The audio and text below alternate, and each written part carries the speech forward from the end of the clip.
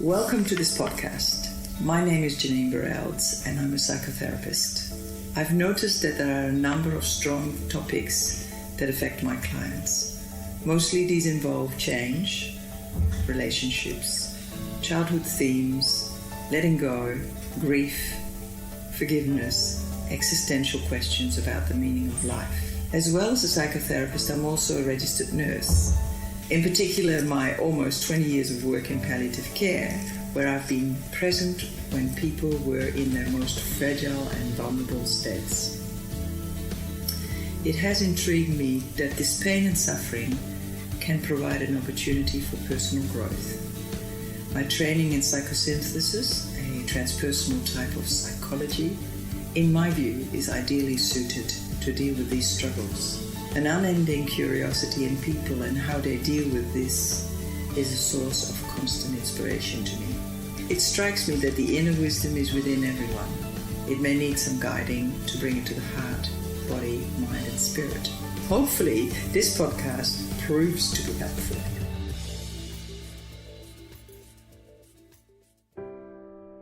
The reason why grief is an important topic is that it often brings about a new sense of suffering and distress, or an affliction that people haven't known before. It's a sharp, sorrow, painful experience.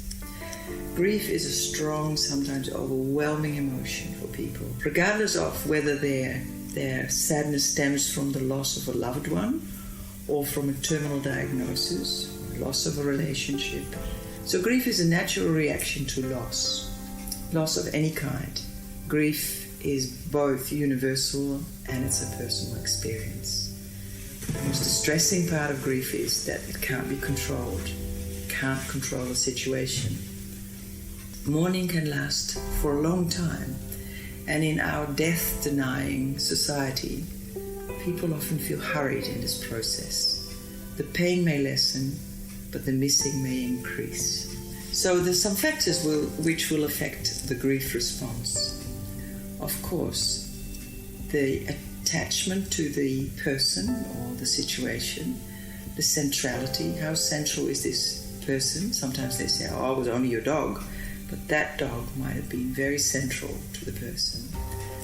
So the importance of the relationship, the role that this person fulfilled in the life of the person that's experiencing grief, the characteristics, and perhaps secondary losses. The ambivalence sometimes in a relationship is also critical. So a good example of that is when someone has a very difficult relationship with one of the parents.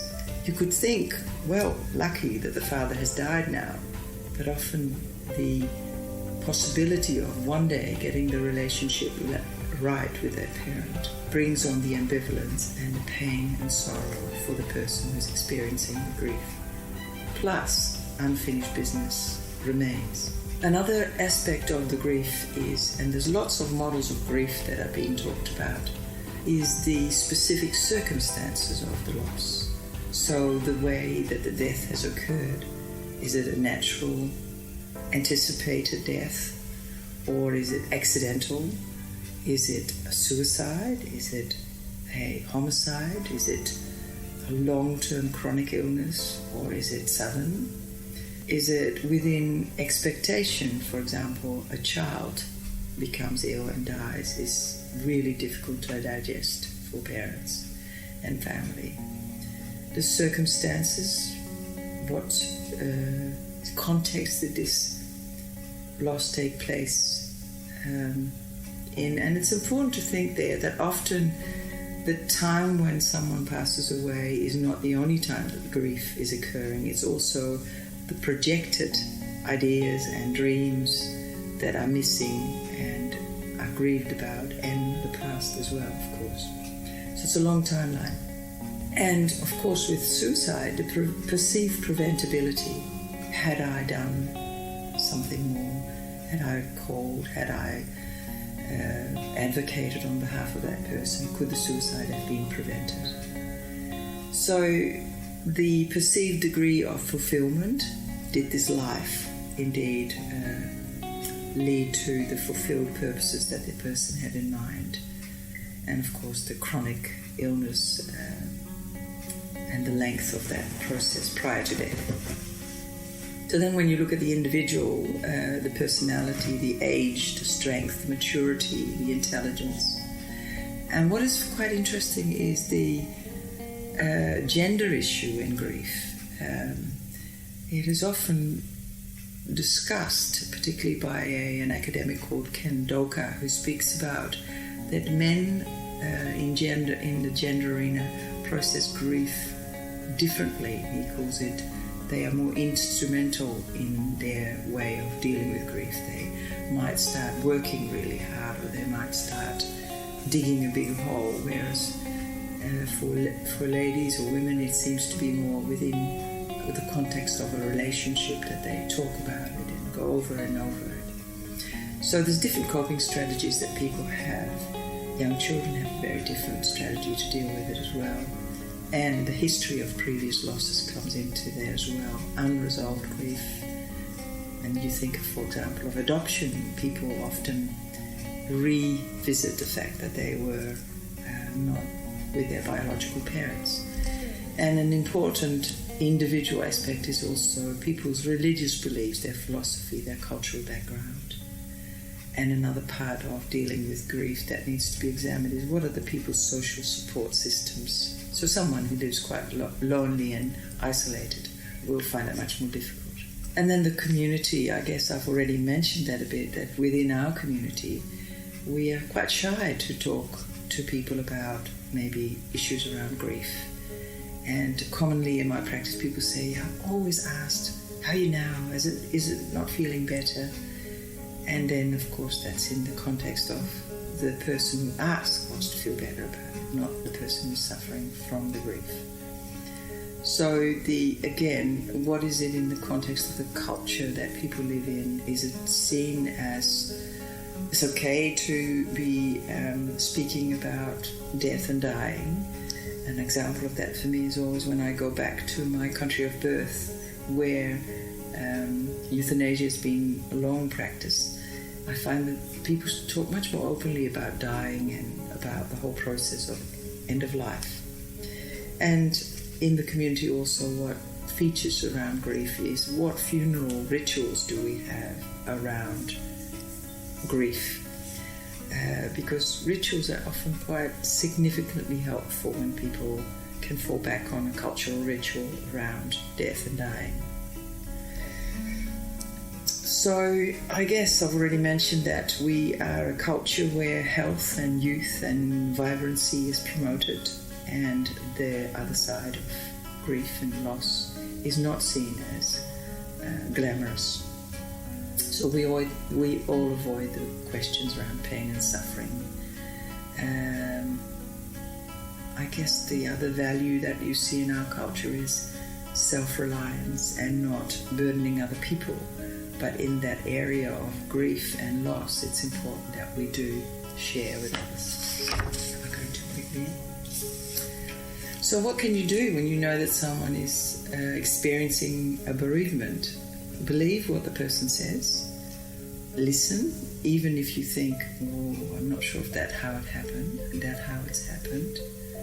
Recognize the person, recognize that they're going through a process, and respond honestly to the client's or the person's questions, and try and get some information, medical information or otherwise, and at times provide a perspective.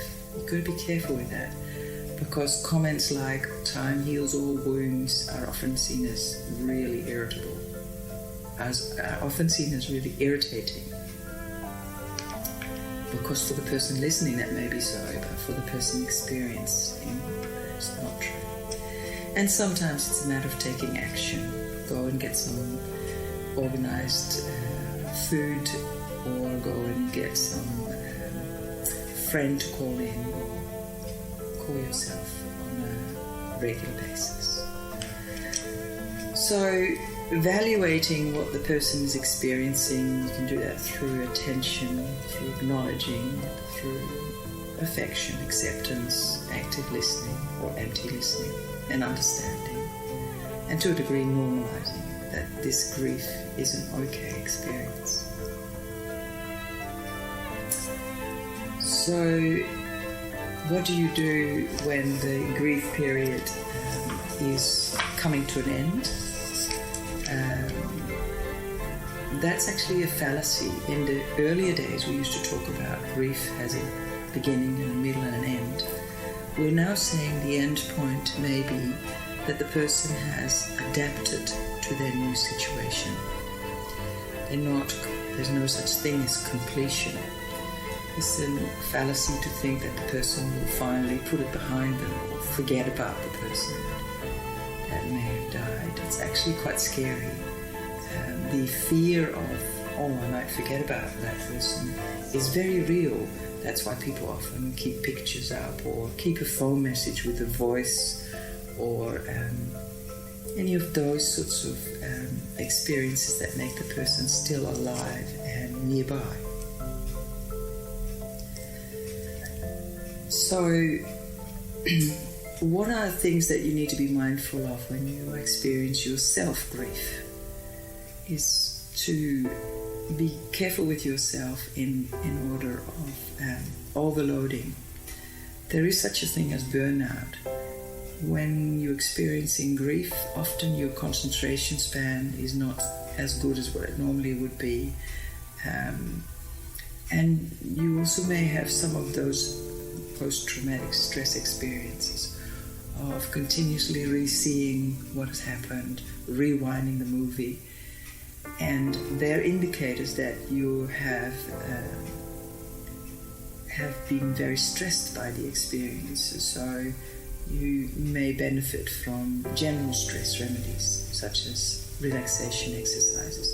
Towards the end, I will do one of those exercises in this podcast. So what's important to consider when people are grieving? That they indeed have no choice over the event. They have only a choice in how they can respond to it. They need to relearn in a way that's right for them, because there's no universal right way. They need to relearn to live their life without that person. They need to engage in task of relearning aspects of their physical surroundings. One of my clients used to always still lay a placement for her husband who passed away. It took her a long time. Other people find it really hard to get rid of the clothes that the person was wearing. So these sorts of things have their own individual timeline, and that's what we need to respect. And there's also an abstract relationship with the person who's deceased. So you have to relearn how to relate to the person who's no longer here. So we also have to find a way to be in the world without that person. So older people will often say, I used to rely on his memory about historical events, or her memory. Restore of some of what remains may be viable. Other restorations may not be possible. It may be an acceptance that that phase of togetherness or that phase with that child is now past. So the general rule is to experience the pain and suffering as they mourn the loss and reshape their lives. That's the important thing. And frequently people need to rebuild their self-confidence or their self-esteem, because there's a fragility that people that are in that state experience, and they don't know that of themselves, but their confidence is often what's lacking. So they need to build that strength within themselves. Their core strength needs to be developed, and there's a degree of core strength that is missing in some people, and that makes their recovery process much harder. The common remedy is also to rely on routine things, the things that you do every day. They may seem purposeless and they may have lost their vibrancy for the person, but it's really important that there's a sense of routine, a sense of going back to work, or getting up in the morning at a certain time, or taking off the pajamas and getting on with what the day has to offer. So the bereavement story involves an event, the effects of that event. So the relationship is different, the future is different, the hopes are different. And of course, where it's useful in terms of transformation is the meaning of this bereavement. What does that mean? How do I deal with that? So in the Therese Rando talks about the 3 R phases in mourning. And she talks about the first phase is to avoid it. They recognize the loss, they acknowledge the death, they understand it, but they're really in avoidance, they don't want to know. So that might be really important to remind the person that it's okay that you put it aside for a few hours a day. You don't have to continuously remind yourself. Then the second phase is the confrontation phase that really starts to settle in. It's happened. So the experience that people have is that they react to that separation. They experience the pain, and they feel they identify with the feelings of loss. And it's important at this stage, it's very fruitful to go and see a psychotherapist or a counselor, because often at that stage you can work with the reactions, and it's also helpful to do rituals. And it can be very helpful to look at other losses that may have occurred that could resurface again. So that's the second phase, and the third phase is recollection and re-experiencing. So that's more of a sentimental experience that people have, and often in that time you could do visualizations. You can imagine that the person came into the room. What would they say right now? And the review and the remembering is a very realistic experience here for people. And then the reviving, the re-experiencing the feelings, relinquishing the old attachments to the deceased, and assuming the new world with a new order and an adaptation. That's the final phase in that. It's very academic, but I think people do feel these experiences acutely. I just want to spend a little moment on suicide. It's a very distressing situation that people decide to take their own life, and commonly there's some misconceptions about that. In the accident and emergency departments, the people that work there and deal with attempted suicides have a common feedback comment, which is the person didn't really want to take their life. They wanted to take away their problems. So they wanted to kill their problems rather than their life. If a suicide is attempted, that often leaves family members, but also the person themselves, in a very low state. Hopefully there's more help around. But if a suicide is successful, then there is that notion that for the rest of the people that are around that person, or were around that person, there's the constant why, and was it preventable? And what could we have done differently? That is an ongoing mantra. There's a comment that one of my clients once made: my son must have had skeletons in his closet because he took his own life. I feel that those skeletons are in my closet, but I have no idea what they are. So that's really difficult. People that have had those experiences in their family often talk about that others make very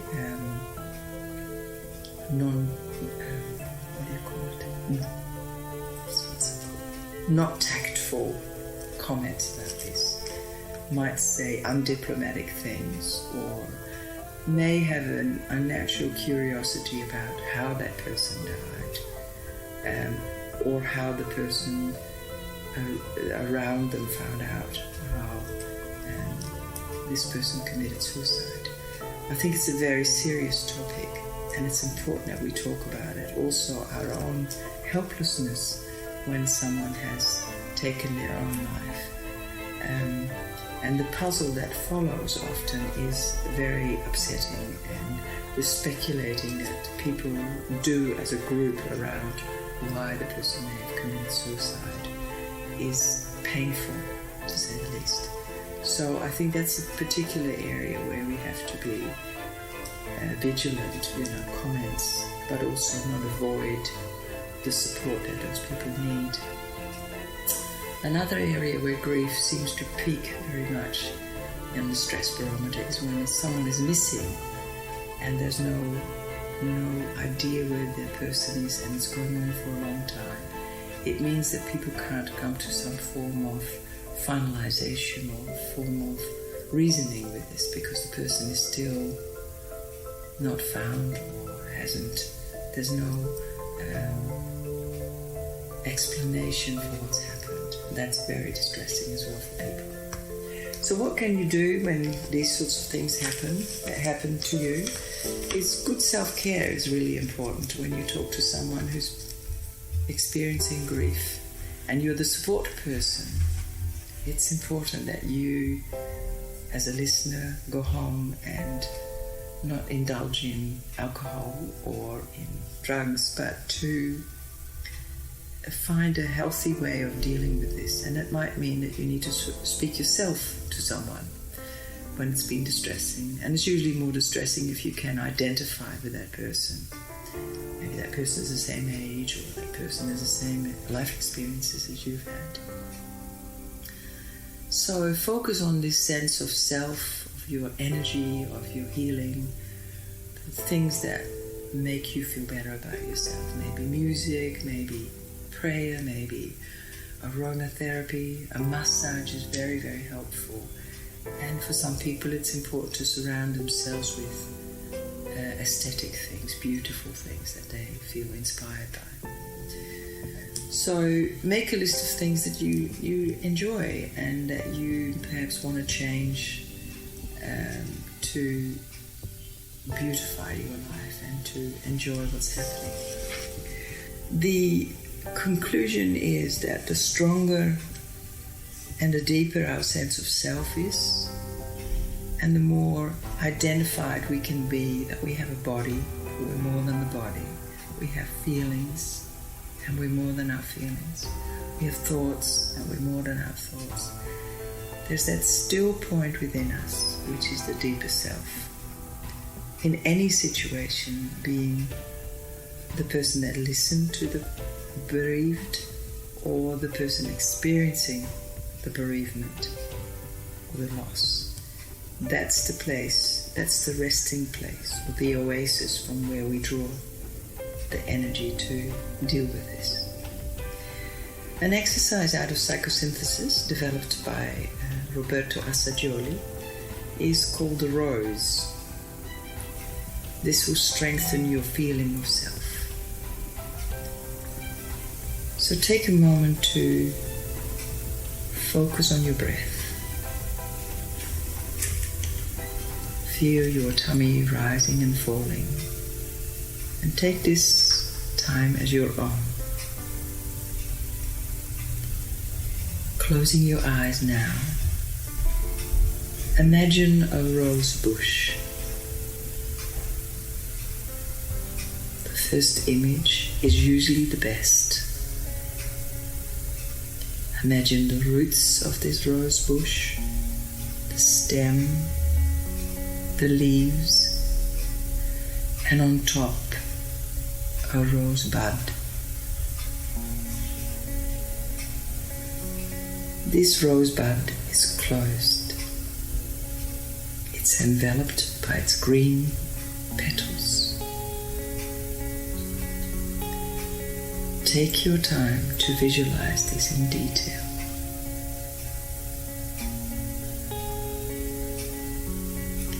Now imagine, actively imagine that these petals slowly start to open.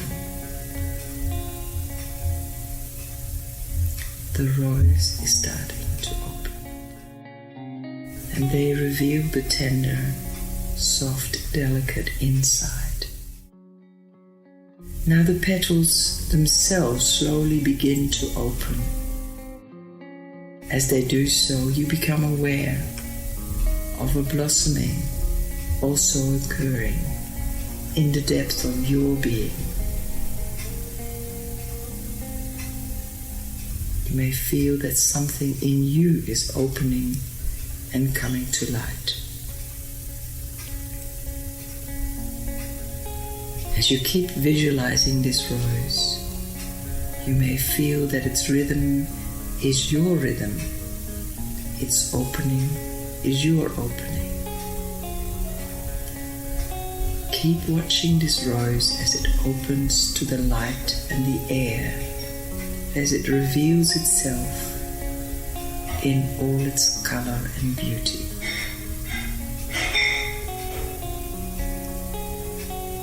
You may smell its perfume and absorb it into your being. Now gaze into the very center of the rose, where its life is most intense. There an image may emerge for you. This image may represent its most beautiful, most meaningful, most creative, most soothing,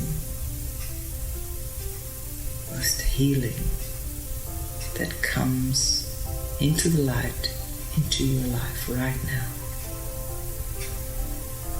It can be an absolute fantasized image, or it can be a real one. Just let it emerge spontaneously without forcing or thinking. Now stay with this image for some time and absorb its qualities. This image may also have a message for you, an intuitive, verbal or non-verbal message. Be receptive to it.